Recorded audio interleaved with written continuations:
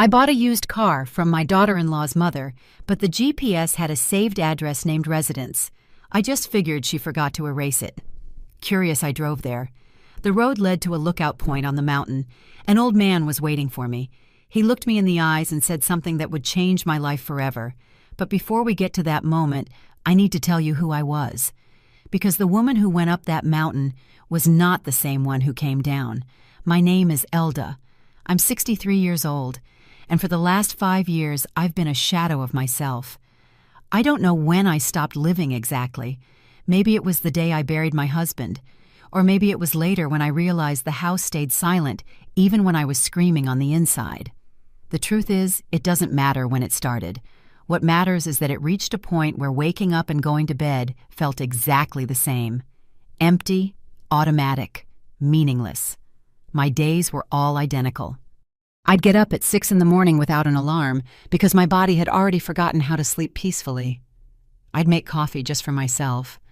I'd drink my cup in the same chair as always, staring at the same wall as always. Then came breakfast. After that, television. Shows I didn't care about. Voices of people I didn't know, filling the silence I was too afraid to face. In the afternoons, I'd sometimes go to the supermarket. I'd buy the same things. I'd greet the same people. I'd return home. And just like that, one day after another life slipped through my fingers like sand. My children called on Sundays. They always asked the same thing.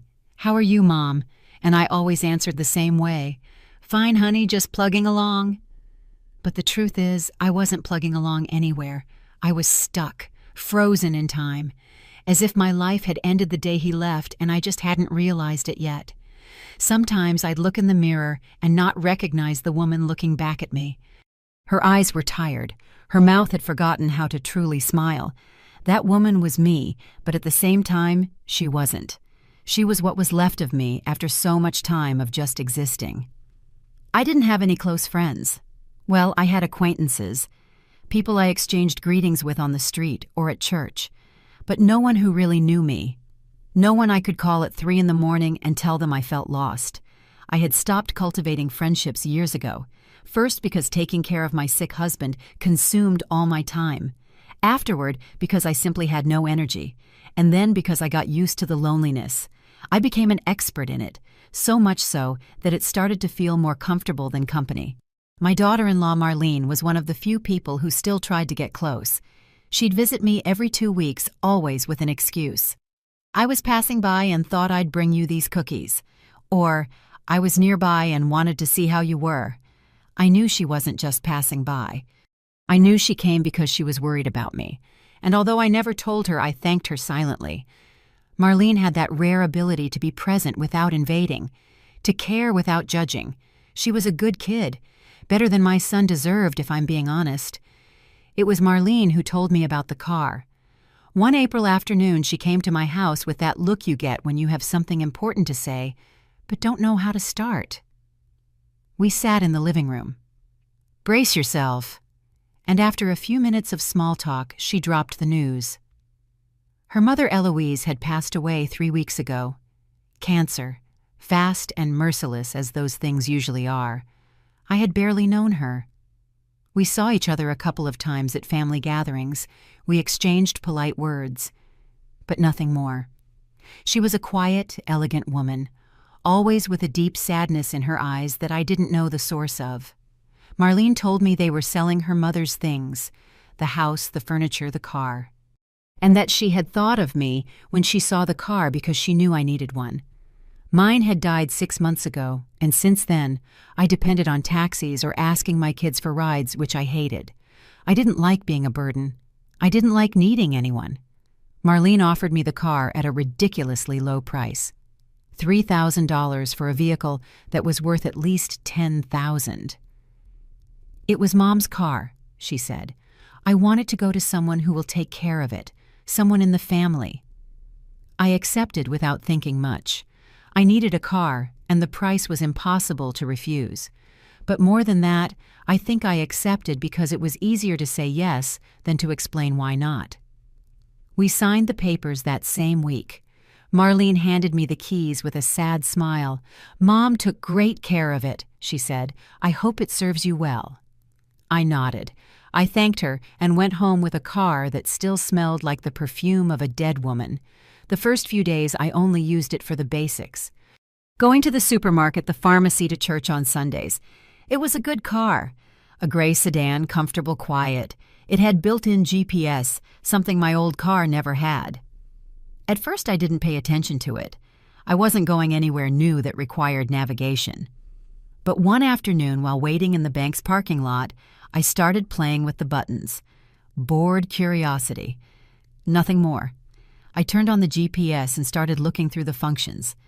And that's when I saw it. There was a saved address. Just one. It was named Residence. I thought it was Eloise's house, that she had simply saved her own address for some reason. Older people do those things sometimes. We save redundant information just in case. But something seems strange. Why name it Residence and not home or house? The word sounded formal, distant, as if it wasn't a place where you actually lived, but a place you went to. That night I couldn't sleep. I kept thinking about that address. Why was it there? What did it mean? I told myself it was silly, that it didn't matter, that Eloise had probably saved it years ago and forgot to delete it. But my mind couldn't let it go, because deep down I think I needed a mystery, something to break the monotony, something to make me feel curious again. And that address, so simple and so strange at the same time, was exactly that. The next day I found myself looking up the address on the internet. I copied the coordinates from the GPS and pasted them into the map. The location appeared in the middle of nowhere, a mountain road 2 hours from the city, no marked buildings nearby, no clear references, just a point on the map surrounded by green, a scenic overlook maybe, or an abandoned place. It made no sense. Why would Eloise have an address like that saved? What was up there that deserved such a specific name? 3 days passed. 3 days in which I couldn't think about anything else. I'd find myself staring at the car keys, imagining myself driving up that mountain, wondering what I would find at the end of the road. I felt ridiculous. A 63-year-old woman obsessed with an address in a GPS. But at the same time, I felt something I hadn't felt in years. Something close to excitement, to anticipation. As if there was a secret waiting for me, and only I had the key to discover it. On the morning of the 4th day, I made a decision. I was going to go. I had nothing to lose. No one was waiting for me at home. I had no plans. I had no reason to stay. And maybe, just maybe, that place had answers. Or maybe it had nothing. But either way, I needed to know. I needed to follow this curiosity to the end. Because if I didn't, I knew I would regret it. And I already had enough regrets in my life to add one more to the list I carried in silence. I left early that morning, before I could change my mind, before reason could convince me it was crazy. I dressed in comfortable clothes. I filled a water bottle. I grabbed the keys and left the house without looking back. The GPS was already on. The address Residence blinked on the screen like an invitation, or like a warning. I wasn't sure which. The first few streets were familiar.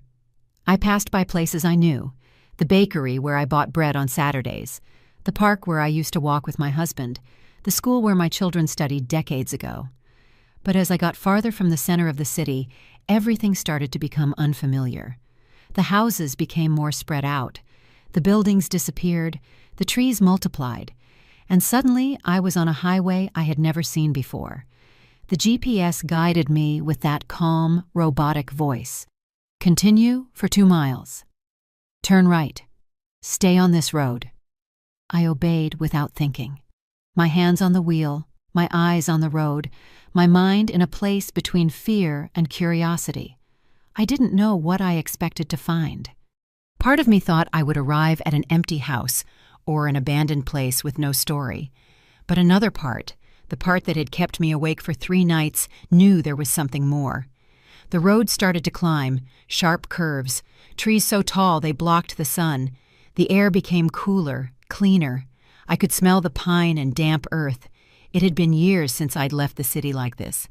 Years since I'd ventured beyond my small circle of safety. And now here I was driving up a mountain for an address a dead woman had left saved in her GPS. If someone had told me a week ago I would be doing this, I would have laughed, or I would have thought I was losing my mind. An hour passed, then another.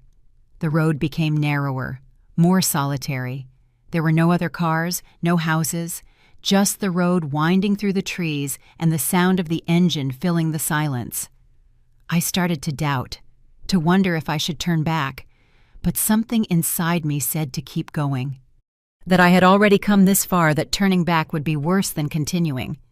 "You have arrived at your destination." The GPS voice startled me. I looked up and saw the road ended in a small dirt clearing. There was space to park 3 or 4 cars, but the place was completely empty. To one side, a stone path led toward what looked like an overlook. I could see a wooden railing in the distance, and beyond it, the open sky. I turned off the engine. The silence that followed was absolute. I sat in the car for a moment, breathing, trying to calm the nerves that suddenly washed over me. What was I doing here? What did I expect to find? But there was no turning back now. I had driven 2 hours to get to this place. I couldn't leave without at least seeing what was there. I opened the door and got out. The cold mountain air hit my face. I wrapped my sweater tighter around me and walked toward the path. My footsteps crunched on the loose stones. The wind moved the branches of the trees, creating a constant whisper. As I got closer to the lookout, the landscape opened up in front of me. Mountains stretching as far as the eye could see, deep valleys covered in green. A sky so vast it made me feel small and insignificant. But it wasn't the landscape that took my breath away. It was the man standing by the railing, an old man. He must have been almost 80. He had his back to me, looking at the horizon. He wore a worn brown sweater and dark pants. His hair was completely white, and there was something in the way he stood so still, so patient, that made me think he had been waiting for a long time. I took another step, then another. My feet seemed to move on their own. And when I was a few feet away, he turned, as if he had sensed my presence. Our eyes met, and in that moment, I knew this was not a coincidence. I knew this man knew exactly who I was, or at least he knew why I was there. "You came," he said. His voice was soft, hoarse with age, but full of contained emotion. I froze. I didn't know what to say. I didn't know what to do. I just stared at him, trying to understand what was happening. He took a step toward me. His eyes were wet. I thought no one would. I thought the message would be lost. "But you came." "I don't understand," I finally managed to say. My voice sounded small, shaky. "Who are you? Why are you here? What message?" The old man smiled, a sad smile that carried decades of pain. "The car you're driving," he said. "It belonged to Eloise." I nodded slowly. "Yes, it was my daughter-in-law's mother's. She passed away a month ago." He closed his eyes for a moment, as if those words caused him physical pain. "I know," he murmured. "I knew the moment she stopped coming." My mind was racing, trying to connect the dots. "You knew her," I said. It wasn't a question. It was a statement. He nodded. "I knew her my whole life, since we were children. And I loved her every day of those years, even when she wasn't here, even when I thought I would never see her again." There was something in the way he said it that broke my heart. I could feel the weight of those words, the pain of a whole life spent waiting. "Why did she leave the address in the GPS?" I asked. The old man turned back toward the horizon. "Because Eloise knew someone would find it. Someone curious, someone who couldn't leave a mystery unsolved. She told me once that if anything happened to her, she would leave a clue, so that I would know she never forgot me, so that someone would come and tell me she thought of me until the end." I felt a lump in my throat. I didn't know him. I didn't know his story. But I could feel the enormity of what I was hearing. This man had been waiting here, waiting for a sign, waiting for someone to follow the trail Eloise had left. And I had been that person. I had followed my curiosity to this place. And now I was standing in front of a love that had survived decades of separation. "What's your name?" I asked softly. He looked at me with those tired but vibrant eyes. "Moses," he said. "My name is Moses, and you must be someone special to have followed that path. Not many people would have." I shook my head. "I'm not special. I'm just a bored old woman who had nothing better to do." He smiled again. "That's what we all say when we do something brave. But the truth is, coming here took courage. More than you think." We stood in silence for a moment, both of us looking at the horizon. Two strangers united by the last wish of a woman who was gone. I didn't know what to say. I didn't know how to process all of this, but I felt something changing inside me. Something that had been dormant for years was starting to wake up. And it had all started with a simple address and a GPS, with a mystery I couldn't ignore, with a curiosity that brought me here. "Tell me, I want to know who Eloise was to you. I want to understand why this place was so important." Moses took a deep breath, and with a voice that trembled between memory and pain, he began to speak. And I, a woman who had stopped listening to stories years ago, stood there listening to every word, feeling every emotion, living every moment of a love that never died. "I met Eloise when we were 8 years old," Moses began. His voice softened as he spoke, as if each word was a treasure saved for too long. "We were neighbors. Our houses were right next to each other in a small town 2 hours from here. She was the most beautiful girl I had ever seen. She had long dark hair, always in a braid. And those eyes, God, those eyes could see right into your soul." He paused for a moment, lost in the memory. I said nothing. I just waited.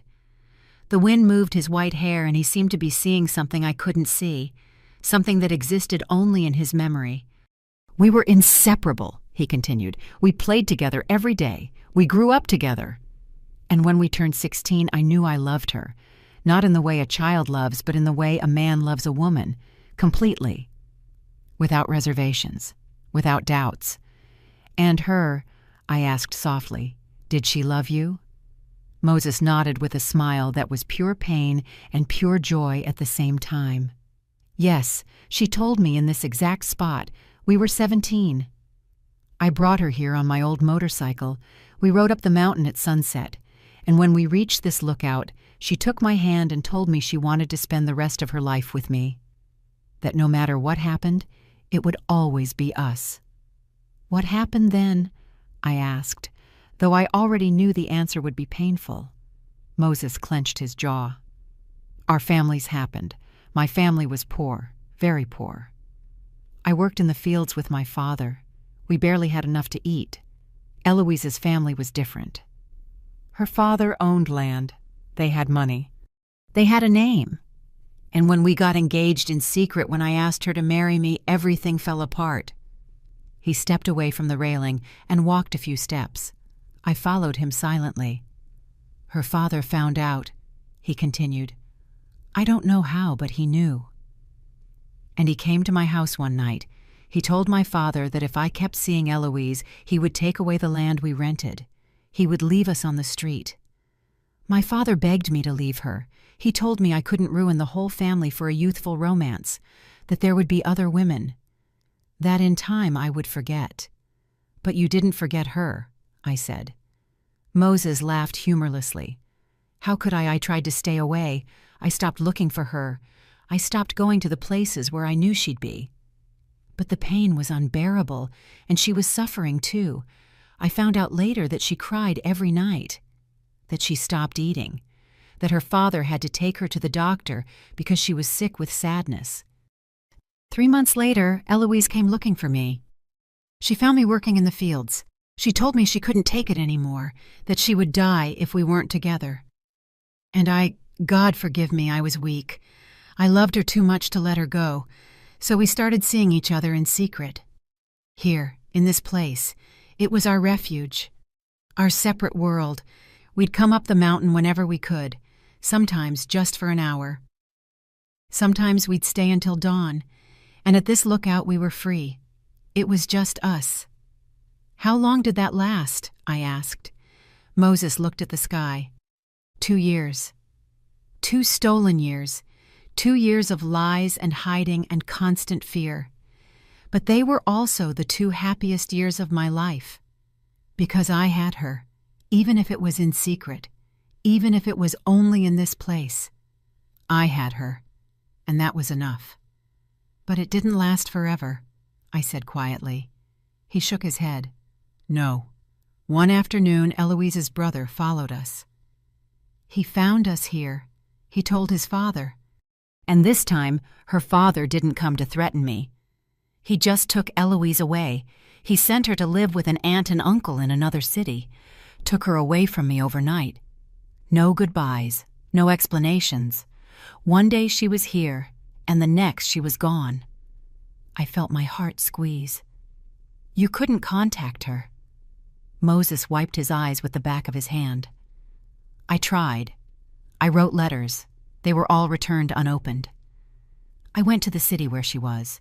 Her uncle chased me off with a rifle. They told me if I ever came near her again, they'd put me in jail. That they'd make something up if they had to. That I had to forget her and move on with my life. But you kept coming here, I said, looking around the empty lookout. Moses nodded.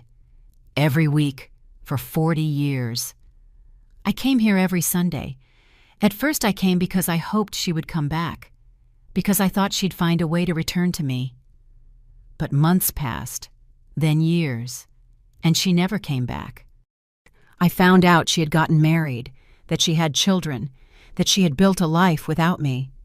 Did you ever marry? I asked, though I already knew the answer. He shook his head slowly. I couldn't. I tried to date other women. My family pressured me. My friends told me I was a fool, that I was wasting my life waiting for someone who would never return. And they were right. I was a fool. But I couldn't help it, because every time I tried to kiss another woman, I saw Eloise's face. Every time I tried to love someone else, my heart reminded me it already belonged to someone. So you just kept coming here, I said. Moses smiled sadly. Yes, it changed from hope to a ritual. I no longer came expecting to see her. I came because this was the only place I could still feel her close, where the memories were so strong I could almost hear her laugh. I could almost feel her hand in mine. This place became my church, my confession, my refuge. We fell silent.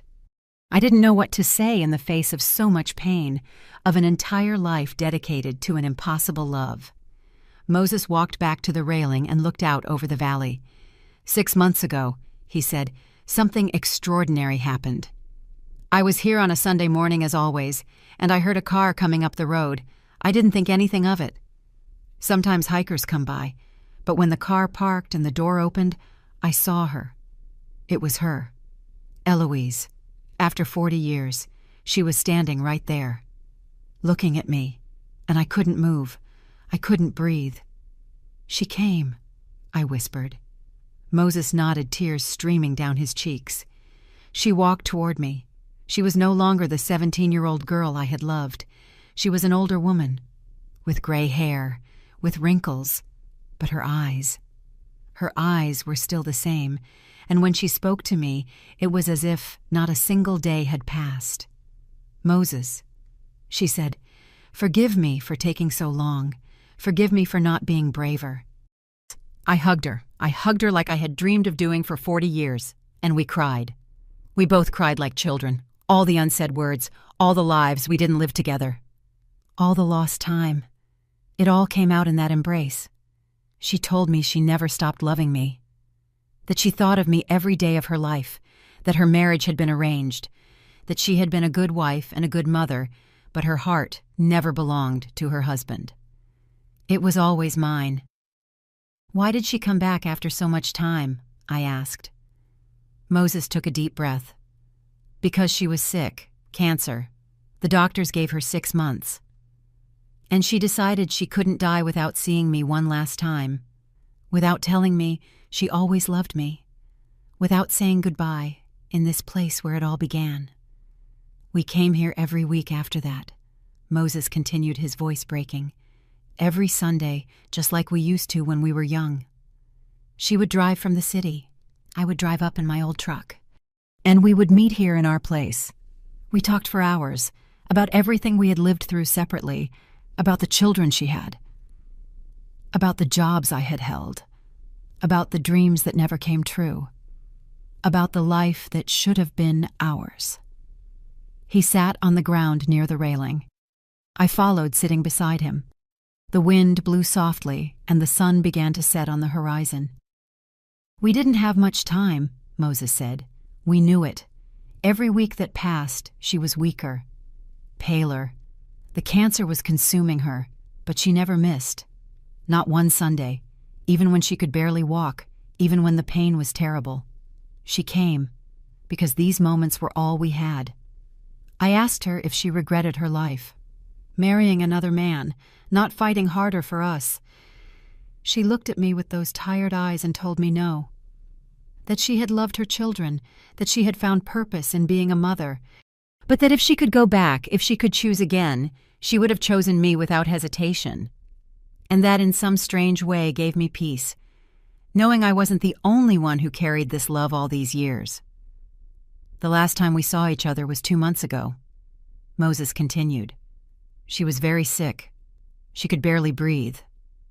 I told her not to come anymore, to stay home, to rest. But she insisted. She told me she needed to see me one last time, that she needed to say goodbye here, in the place where it all began. So she came. Her daughter Marlene drove her in the car. She helped her get out, and she left us alone for an hour. Marlene knew, I asked, surprised. Moses nodded. Eloise told her everything. She told her our story, told her I had been the love of her life. Marlene cried when she found out. She cried for her mother, for me, for all the time we lost. But she understood, and she was generous enough to give us that last moment together. "We sat right here," Moses said, pointing to the exact spot where we were. Eloise rested her head on my shoulder. I held her, and we stayed like that in silence, watching the sunset. We didn't need words. We had talked enough during those 6 months. We had already said everything. We just wanted to be together, to feel each other's presence, to memorize that moment because we knew it would be the last. When the sun had completely set, she lifted her head. She looked me in the eyes, and she told me something I will never forget.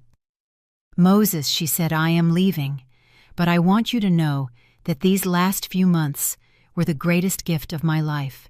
You gave me more love in 6 months than I received in 40 years. And even though we couldn't have the life we dreamed of, we had this. We had this place. We had these moments. And that is enough."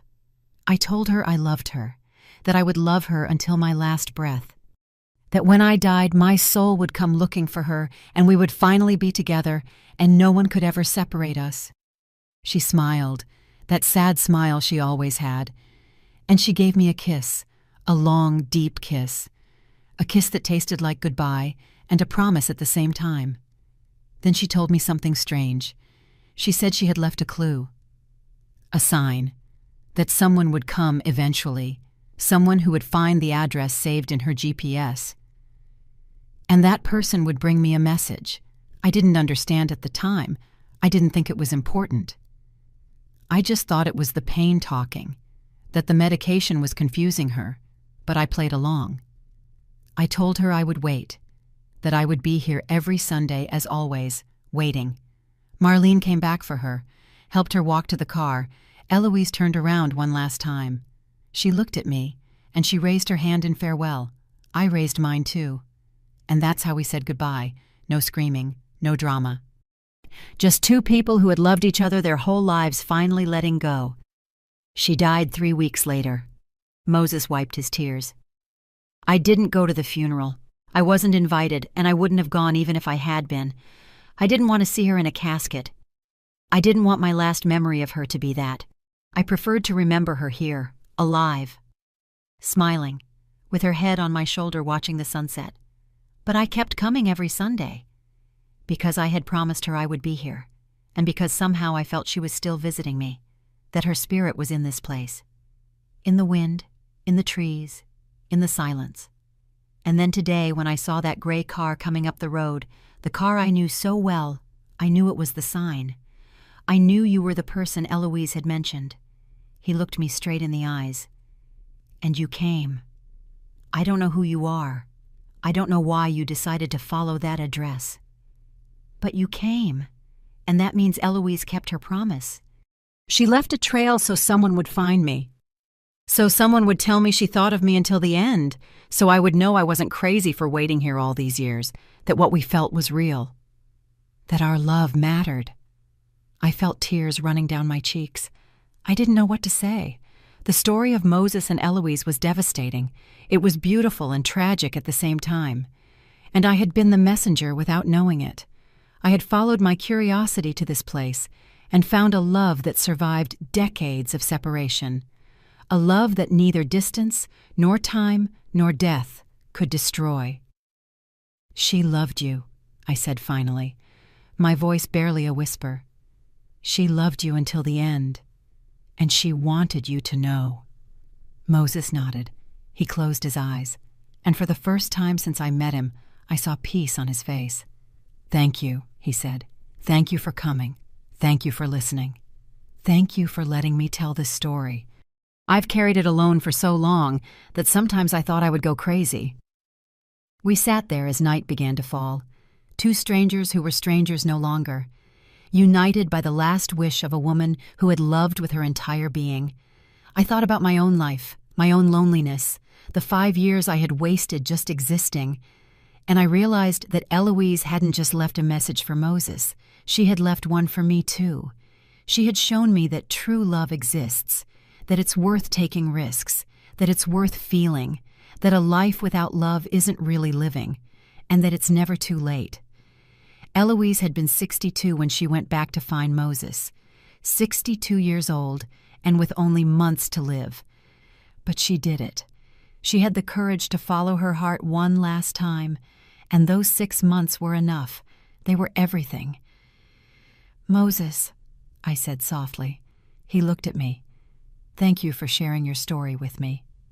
You've taught me something I had forgotten, something I had buried along with my husband. You've reminded me that I'm still alive, that I can still feel, that I can still choose to truly live instead of just existing. He smiled. Then Eloise left a message for you too, not just for me, for you. That night, I drove back home in complete silence. I didn't turn on the radio. I didn't want any noise to interrupt the thoughts swirling in my head. The story of Moses and Eloise had stirred something deep inside me, something I thought was dead. I got home after midnight. I went inside, locked the door, and for the first time in 5 years, the loneliness didn't feel comfortable. It felt wrong. It felt like a choice I had been making without realizing it. I couldn't sleep that night. I stayed awake staring at the ceiling, thinking about Eloise, about how she had lived for 40 years with a love hidden in her heart, how she had been a good wife and a good mother, but never complete. And I thought about Moses, how he had waited his whole life, how he had chosen loneliness rather than love anyone who wasn't her. And I wondered which was worse, living halfway like Eloise, or not living at all like Moses. But then I thought about those last 6 months they had together, how Eloise had found the courage to go back, to find him, to tell him the truth before she died. And I realized that had been her redemption, her way of closing the circle, of not leaving this world with that love trapped inside. She had been brave, braver than I had been in years. The next morning I woke up different. I couldn't explain exactly what had changed, but something in me had shifted. I made coffee as usual, but instead of sitting in my chair staring at the wall, I went out to the patio. I hadn't done that in months. The garden was neglected, the plants half dead, but the sun was shining, the birds were singing, and the fresh air filled my lungs in a way that made me feel alive. I spent the day cleaning, pulling weeds, watering the plants that could still be saved. I worked until my back ached and my hands were dirty with soil, but it felt good. I felt useful. I felt present. When I finished, I sat on the front step and looked at my work. It wasn't much, just a half-rescued garden. But it was something. It was a start. The following Sunday, I did something I hadn't planned. I took the car keys, and I drove back to the mountain. I don't know why I did it. Maybe because I felt the story wasn't over. Or maybe because I wanted to see Moses again, to make sure he was okay. When I got to the lookout, he was there, in the same spot, as if he had never moved. "You came back," he said when he saw me. He didn't seem surprised, just pleased. I walked over to him and stood by his side. "Yes," I said, "I came back." I wasn't sure why, but I felt I should. Moses nodded, looking at the horizon. Sometimes places call to us. Or people. Or stories that haven't finished being told. We stood in silence for a while. It was a comfortable silence, the kind of silence you can share with someone without feeling the need to fill it with unnecessary words. Finally, I asked him if he came every Sunday. He said yes, that he had come every Sunday for 40 years and he wasn't going to stop now. "This is my place," he said, "my sanctuary, the only piece of earth where I feel at peace." "Can I come with you?" I asked. The words came out before I could think about them. I don't know where they came from, but the moment I said them, I knew they were right. Moses looked at me surprised. "You'd like to do that?" he asked. I nodded. "I think so. I think this place is good for me, too. It reminds me there's more to life than just passing the days. It reminds me I can still feel something." Moses smiled. "Then come. Come every Sunday if you want. I could use the company. I've been alone here for a long time. It would be nice to share this place with someone." And so it began. Every Sunday I would drive the 2 hours to the lookout. Moses would already be there waiting. At first we just sat in silence, looking at the scenery, breathing the mountain air. But slowly we started to talk. He told me more about his life, about the jobs he'd had, the things he'd seen, the places he'd traveled trying to forget Eloise but never succeeding. He told me about his family, about his parents who died without understanding why their son never married, about his siblings who stopped insisting after years of rejection. He told me he lived alone in a small house near the town, that his life was simple, quiet, lonely, but not unhappy. I started to open up too. I told him about my husband, about how I had loved him but not in the passionate way he had loved Eloise. My marriage had been good, stable, comfortable, but it never had that spark, that all-consuming, transforming fire. I told him I sometimes felt guilty about that, for not having loved enough, for having let my husband die without knowing my heart had always been a little asleep. Moses listened without judging. "Not all loves are like mine and Eloise's," he said, "and that doesn't make them less valid. Love comes in many forms. And the fact that you were there for your husband, that you took care of him, that you gave him a peaceful life, that is also love. We don't all need the storm. Sometimes the calm is enough." His words gave me a peace I didn't know I needed. I had carried that guilt for years, that feeling of not having been enough, of not having felt enough. But Moses was right. I had loved in my own way, and that was okay. I didn't have to be like Eloise for my love to count. I had been me, and that was enough. The weeks passed. Sundays became the part of the week I looked forward to most. They weren't just another day anymore. They were the day I felt alive again, the day I had something to look forward to. Something that got me out of the house and reminded me there was a world out there, a beautiful world, a world worth experiencing. I started to notice changes in myself. Small at first. I started dressing up more, not just on Sundays, but every day. I'd put on clothes I liked instead of the first thing I found. I'd fix my hair. I'd put on a little makeup, not out of vanity, but because I was starting to care again how I looked. I was starting to care about myself again. I also started going out more. I'd go to the farmer's market on Saturdays instead of doing one big, boring grocery trip. I'd walk in the park. I'd sit on the benches and watch people go by. I accepted an invitation from a neighbor for coffee, something I had refused dozens of times before, and I discovered it wasn't so terrible. That talking to someone, laughing, sharing stories, it was nice. It was necessary. My children noticed the change. My son called me one Tuesday night. "Mom," he said, "you sound different, happier." I told him I was fine, that I had started going out more, that I had met a friend. I didn't tell him who Moses was. I didn't tell him the story. Not yet. That was something private, something for me, something I wasn't ready to share. But I told him I felt better, that I was finally starting to live again. And it was true. After 5 years of just existing, I was finally living. And it had all started with an address in a GPS, with a mystery I couldn't ignore, with a love story that taught me it's never too late to feel, that it's never too late to choose life over survival, that it's never too late to open your heart again. 3 months had passed since that first Sunday at the lookout. 3 months of increasingly deep conversations. 3 months of shared silences that said more than 1,000 words. 3 months in which Moses and I became something more than two strangers united by someone else's story. We became friends, confidants, companions in the midst of two lonelinesses that had lasted far too long. One Sunday, I arrived at the lookout, and Moses wasn't in his usual spot by the railing. I found him sitting on a rock by the side of the path. He looked tired, older than usual. I approached worried. "Are you okay?" I asked. He looked up and smiled, but the smile didn't reach his eyes. "I'm fine, Elda. Just a little tired. The years weigh more heavily on some days than others." I sat down next to him. For the first time, I noticed how much he had aged. The deep wrinkles around his eyes, the trembling hands, the way he breathed as if it were an effort. This man had waited his whole life. He had come to this place for 40 years.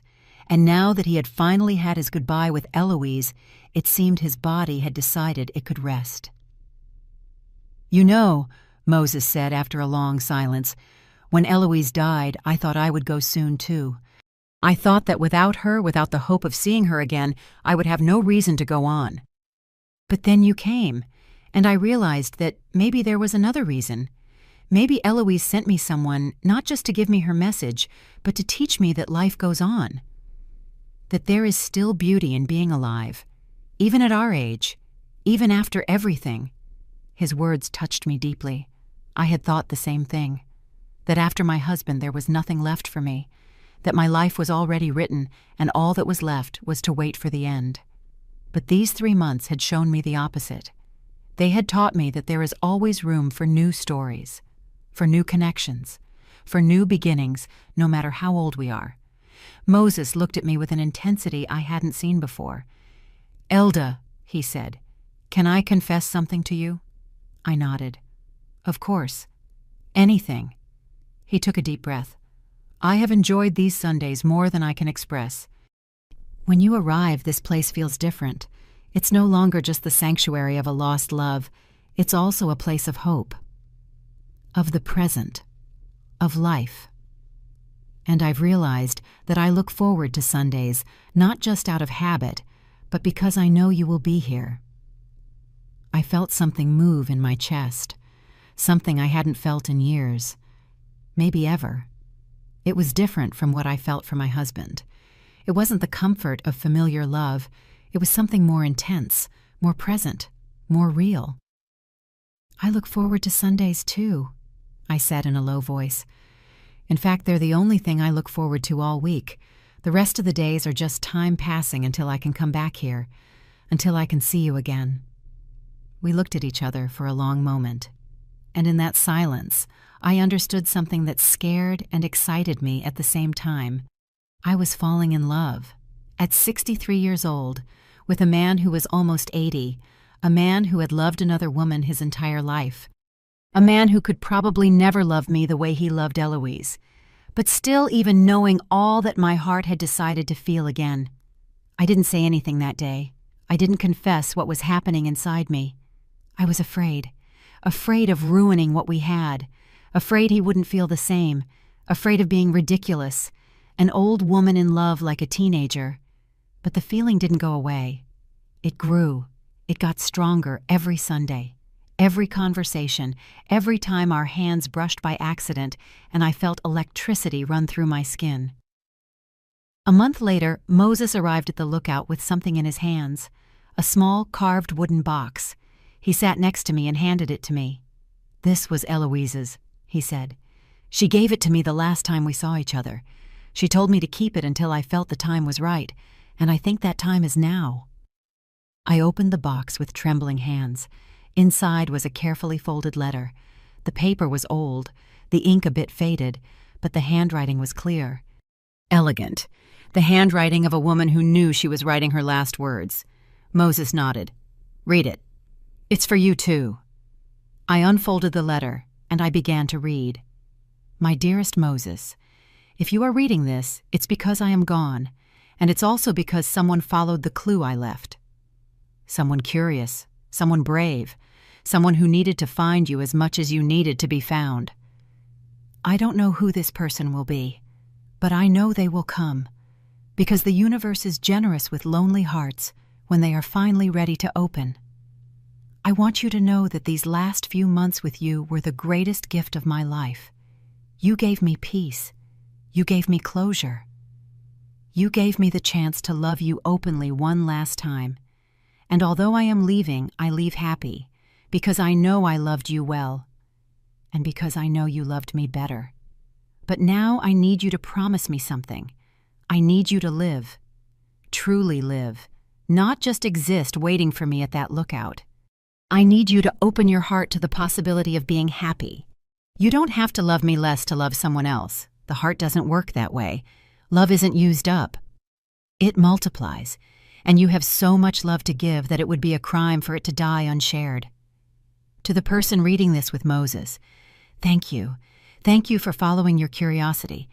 Thank you for listening to his story. Thank you for giving him company. I know you didn't know me. I know this must seem strange. But I trust that the universe put you in his path for a reason. Maybe he needed your friendship, or maybe you needed his story, or maybe just maybe you need each other in ways you don't yet understand. Don't be afraid to feel. Don't be afraid to live. I wasted 40 years being a coward, 40 years where I could have fought harder, where I could have been braver.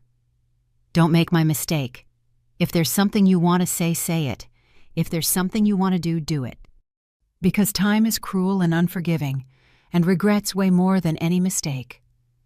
With love, Eloise." Tears were streaming down my face when I finished reading. I looked at Moses and saw he was crying too. We stayed like that for a long time. 2 broken people. 2 lonely people. 2 people who had found comfort in each other's pain. And now we had the blessing of a dead woman to dare to feel something more. "Elda," Moses said in a hoarse voice, "there's something I need to tell you." I shook my head. "No, let me speak first, because if I don't say it now, I never will. And Eloise is right. I don't want any more regrets." I took his hand, the old wrinkled hand of a man who had waited a lifetime. "I've fallen in love with you, not in the way I loved Eloise. That was fire, passion, a storm. This is different. It's softer, calmer, but no less real, no less important." Moses squeezed my hand. "Me too," he said. "I thought I could never love anyone else after her. I thought my heart had been buried with Eloise, but you proved me wrong. You taught me that the heart can love more than once, in different ways, and that it's okay. That it's not a betrayal. That it's just life following its natural course." We moved closer to each other, and there in the same place where Eloise and Moses had loved 40 years earlier, we kissed. It wasn't a desperate kiss. It wasn't overflowing passion. It was tenderness. It was understanding. It was 2 tired souls finding refuge in one another. It was perfect. When we pulled apart, we were both smiling, shy smiles, like teenagers experiencing their first love, because in a way, that's exactly what we were. 2 older people living something new, something they had never experienced like this, something that was worth every year of waiting, every year of loneliness, every year of pain. "What do we do now?" I asked. Moses looked at the horizon. The horizon he had stared at for 40 years, waiting for something that had finally arrived. "We live," he said simply. "We live whatever time we have left, without fear, without guilt. We just live." And that's exactly what we did. The following months were like a dream I didn't want to wake up from. Moses and I continued to see each other every Sunday at the lookout. But now we also saw each other during the week.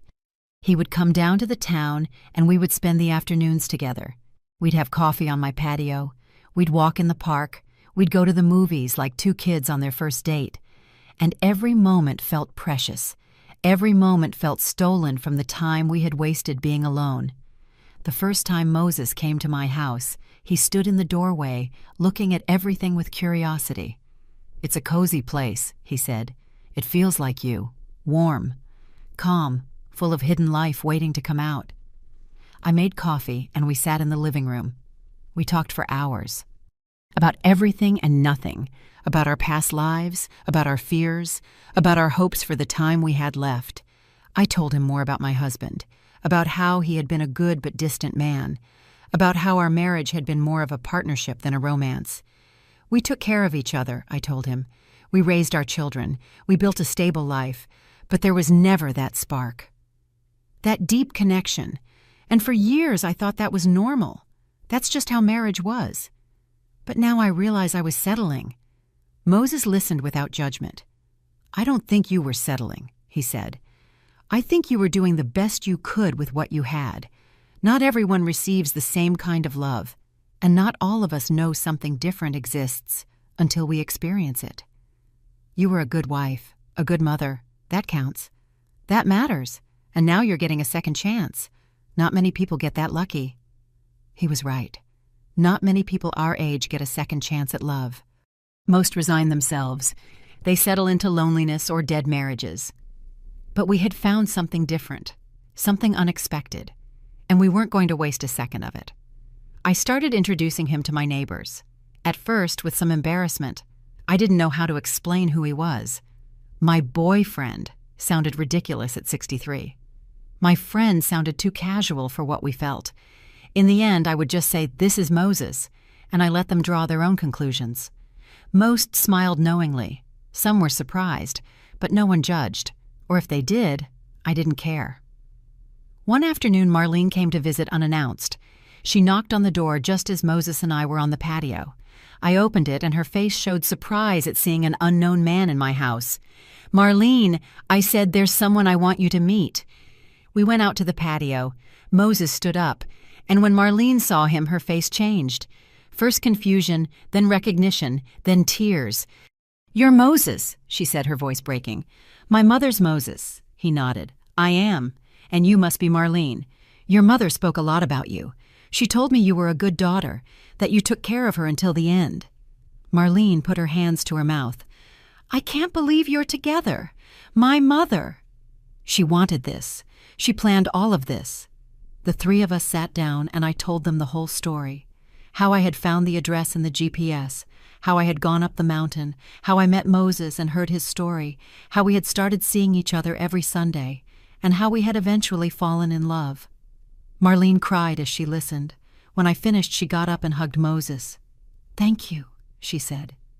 "Thank you for making my mother happy in her final months. Thank you for loving her as she deserved. And thank you for letting Elda be a part of this. My mother would have been so happy to know you found each other." That her story had this ending. Moses was crying too. "Your mother was the love of my life," he said, "but Elda is my second chance, and I'm going to honor them both by loving her well." After that afternoon, Marlene became our biggest ally. She invited us to eat with her and my son. At first, my son was confused, uncomfortable even. "Mom," he told me in private, "are you sure about this? Are you happy?" I looked him in the eye. "Happier than I've been in years, honey. Moses makes me feel alive again.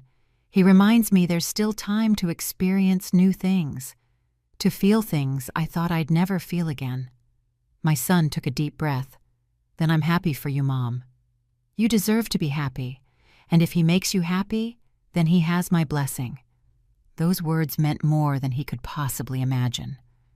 I didn't need his permission, but I did need to know he understood, that he was supportive, that he wasn't judging me for choosing to live again instead of staying trapped in the past. Sundays at the lookout became sacred. We no longer went just to remember. We went to create new memories. We'd bring food. We'd stay for hours talking, planning small trips we wanted to take, places we wanted to visit, things we wanted to experience together. We weren't 20. We didn't have the energy of youth, but we had something better. We had the wisdom of knowing that time was precious, that every moment counted. One evening, as we watched the sunset from our favorite spot, Moses took my hand. "Elda," he said, "I've been thinking about something. I want you to move in with me, or I'll move in with you. I don't want to keep wasting days. I want to wake up next to you. I want to have coffee with you every morning. I want to share my life with you for whatever time we have left." My heart sped up. It was a terrifying proposal, living together, at our age, with our ingrained habits, with our quirks. But it was also exciting. It was the promise of no longer being alone, of having constant companionship, of building something together in the time we had left. "Yes," I said without thinking too much. "Yes, I do. I want to wake up next to you. I want to share my life with you." We decided he would move into my house. It was bigger, more comfortable. And it was in the town where I had all my things, my doctors, my familiar places. Moses had no problem with that. He had lived alone for decades. Any place would be better if I was there. We started making plans, imagining what our life together would be like, and every plan filled me with an excitement I hadn't felt in years. My children reacted differently. My older son was happy for me. My younger daughter was skeptical. "Mom," she said on the phone, "you barely know him. What if he turns out to be different when you live together? What if it doesn't work out?" I told her it was a risk I was willing to take, that I had spent 5 years risking nothing, 5 years in a comfort zone that was more like a prison, and that I'd rather try and fail than be left wondering what might have been. The move was simple. Moses didn't have many things: a few boxes of clothes, some books, old photographs, and one special box that held all the letters Eloise had written him when they were young, the ones his family returned unopened but that he had kept for years.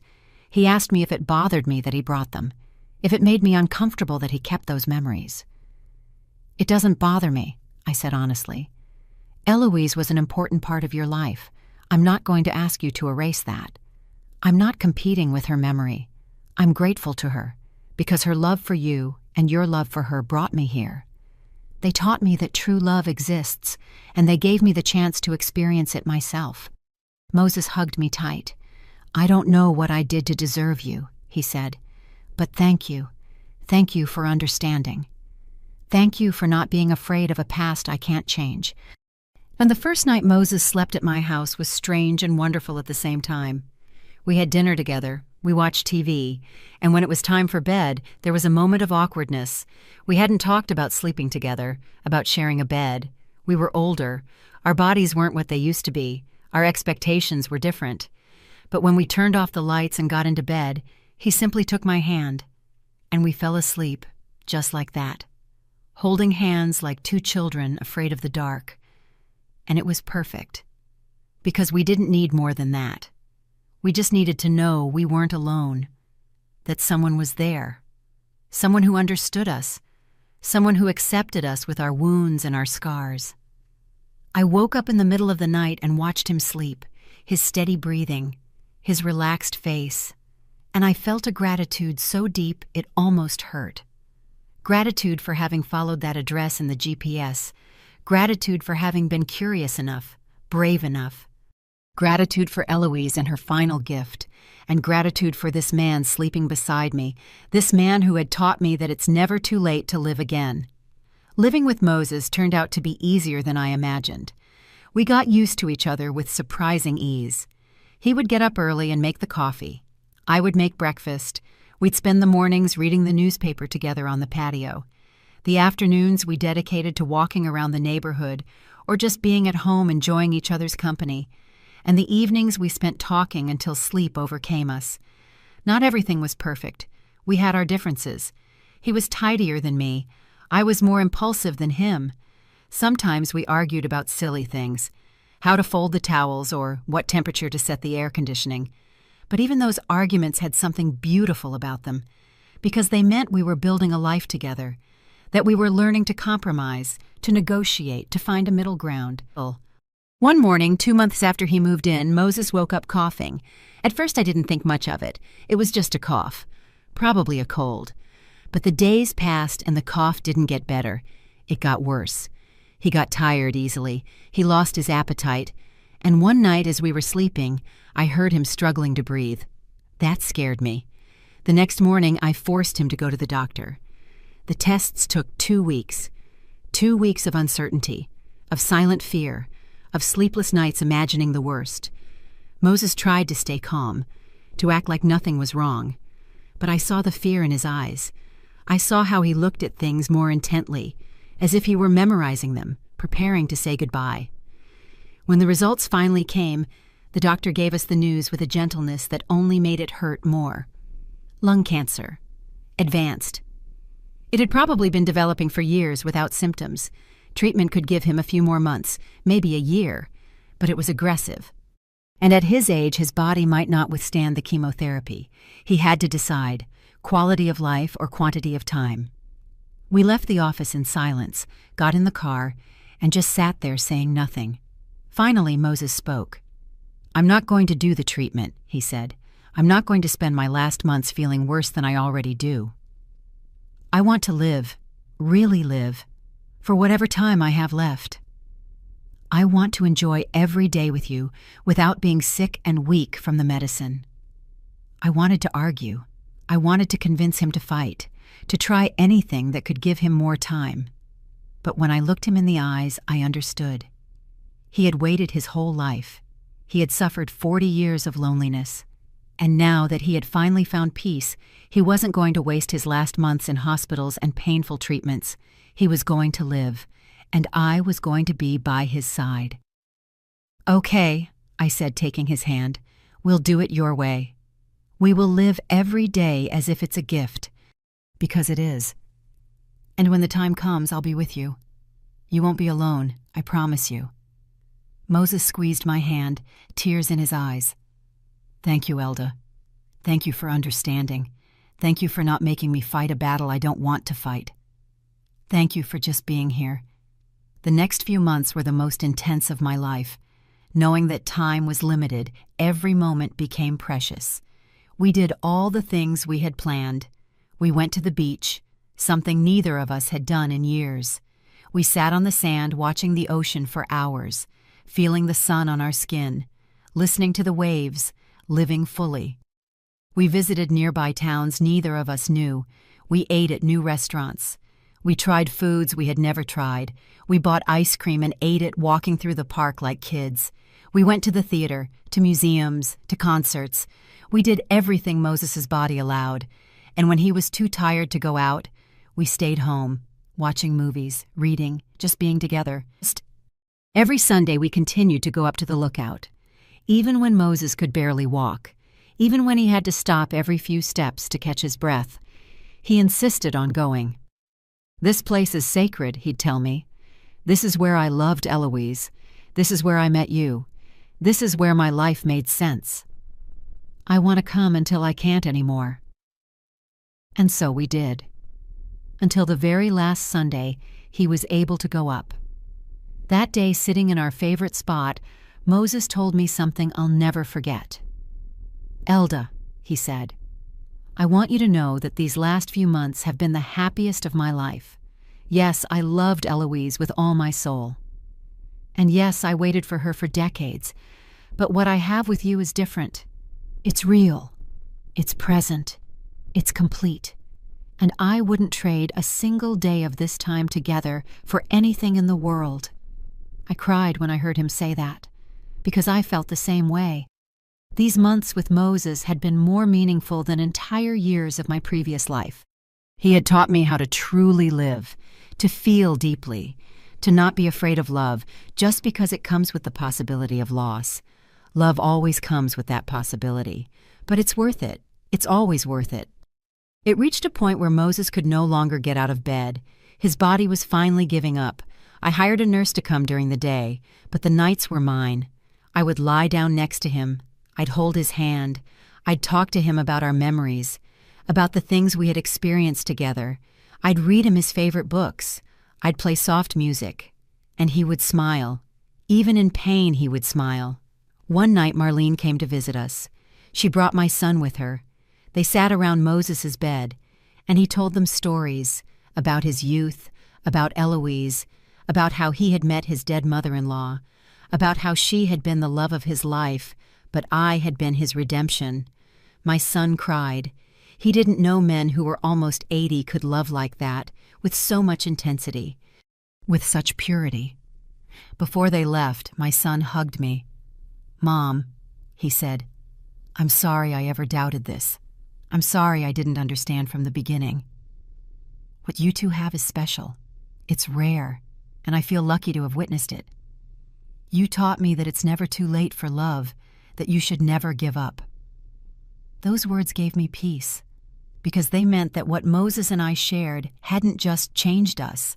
It had touched others too. The last week was the hardest. Moses slept most of the time. When he was awake, he could barely speak, but his eyes said everything. When he looked at me, I saw gratitude, love, peace, and I tried to give him that same look back, to tell him without words that it had been worth it, that I would do it all over again, that I regretted nothing. On the last night, I lay down next to him as always. I whispered in his ear, "I love you, Moses. Thank you for teaching me how to live again. Thank you for showing me that love can arrive at any moment. At any age, thank you for choosing me." He weakly squeezed my hand, and with an effort that must have cost him everything, he murmured, "Elda, my Elda. See you soon." He fell asleep with his hand in mine, and sometime in the early hours of the morning, his breathing stopped. It was quiet, peaceful, painless. I lay there next to him until the sun came up, crying, thanking him, saying goodbye, and when I finally got up, I knew I was changed forever, that I would never go back to being the empty woman I was before, because Moses had taught me something priceless. He had taught me that living is worth it, always. The funeral was small, intimate, just the people who truly knew him. Marlene spoke, my son spoke, and I spoke too. I told everyone how a GPS with a mysterious address had led me to the love of my life, how a dead woman had conspired from the beyond to unite two lonely souls, how Moses had saved me without even knowing it. And how our time together, though brief had been enough, it had been everything. After the funeral, Marlene gave me something, a letter. It was from Moses. He had written it weeks before he died and asked her to give it to me afterward. With trembling hands, I opened it, and I read his last words to me, words of love, of gratitude, of hope, and in the last line a request, "Keep living, Elda, not for me, for you, because you deserve every day of happiness you can find, and because now you know how. I love you.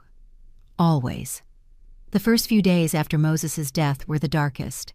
I'd wake up expecting to see him next to me and find the bed empty. I'd make coffee for 2 out of habit, and then remember I was alone again. The house felt too big, too quiet, and for a moment I was afraid of falling back into that void I had lived in for 5 years, that place where I only existed without really living. But something was different this time. The pain I felt wasn't the same dull gray pain I had felt when my husband died. This pain was sharp, intense, alive, and even though it hurt, it also reminded me that I had loved, that I had felt, that I had lived something real and profound, and that in some strange way gave me comfort, because it meant Moses had left a mark on me, a mark that would never be erased. Marlene came to see me every couple of days. She brought me food, she sat with me, she let me cry without trying to comfort me with empty words. She was just there, and her presence was enough. One day, she brought me a box. "This was in my mother's things," she said. "I think you'll want to see it." I opened the box, and inside I found a photo album.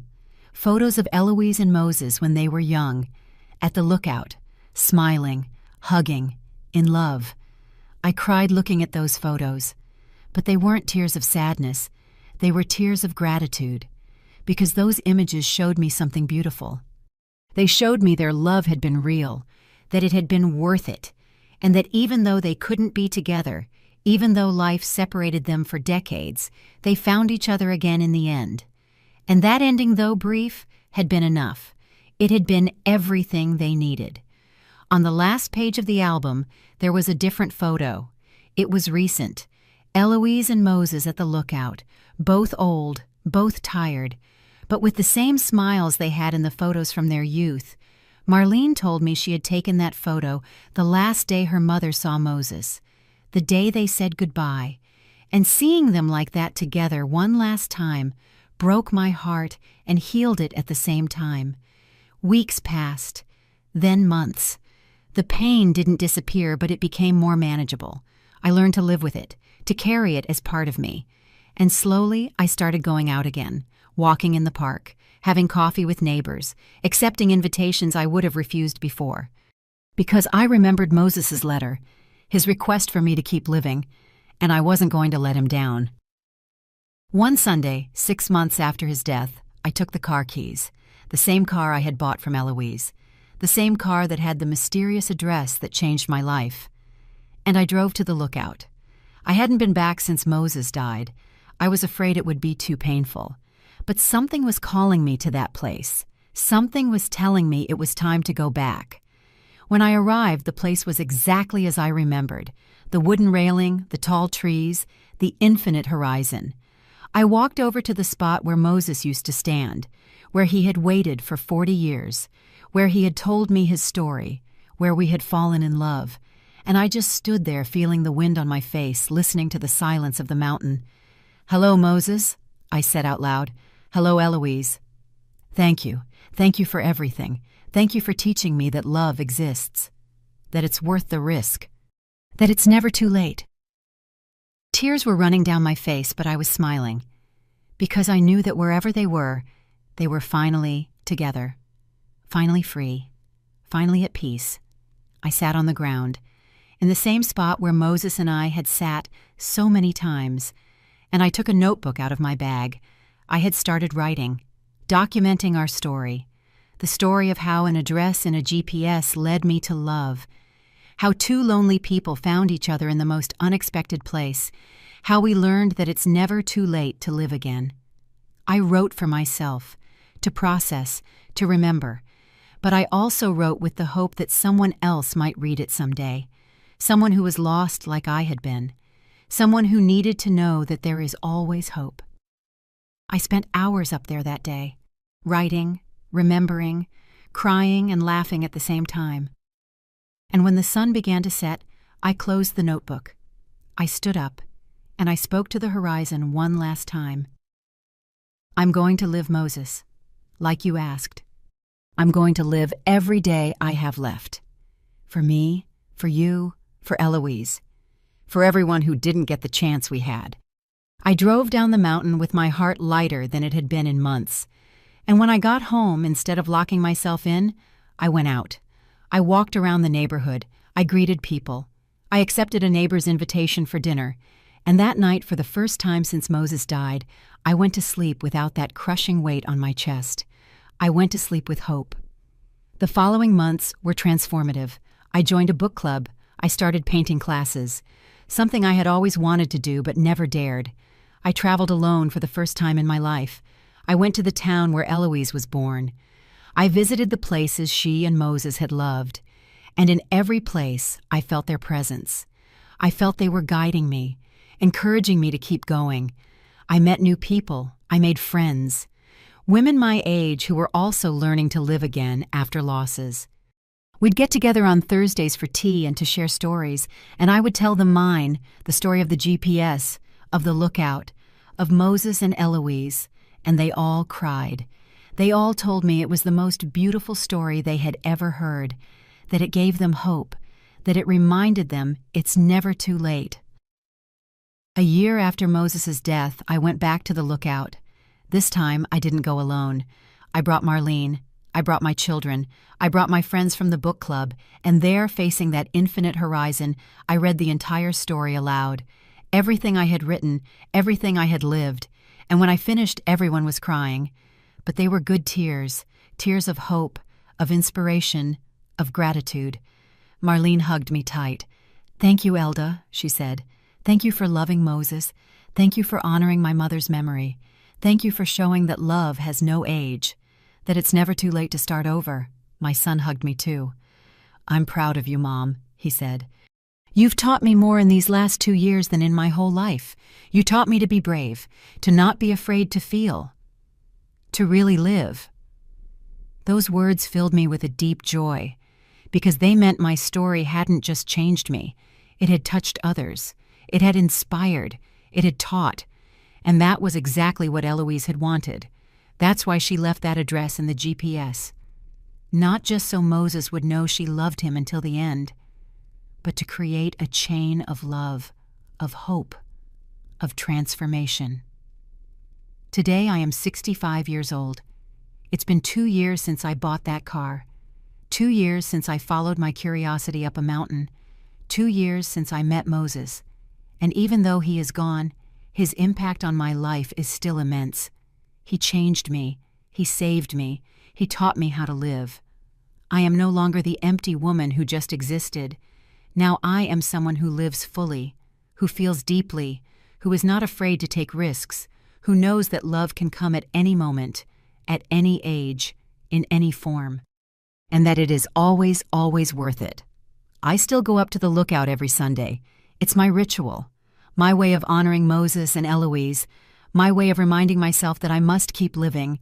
And every time I'm up there looking at that infinite horizon, I feel them with me, guiding me, protecting me, reminding me that life is a gift, that every day counts, that it's never too late.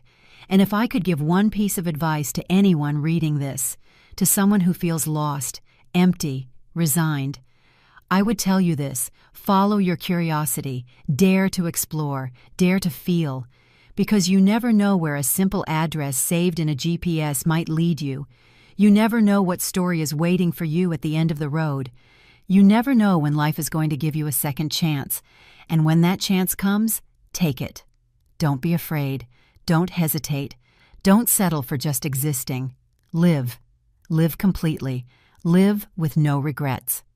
Because in the end, the only thing that matters is the love you gave and the love you received, the experiences you lived, the people you touched, and the moments you dared to feel fully. This was my story. The story of how a mysterious address led me to love, led me to myself, led me to the life I should have been living all along. And I hope my story inspires you to find yours, to follow your own path, to dare to live fully. Because we all deserve that chance. We all deserve love. We all deserve to feel alive, no matter our age, no matter our past, no matter what.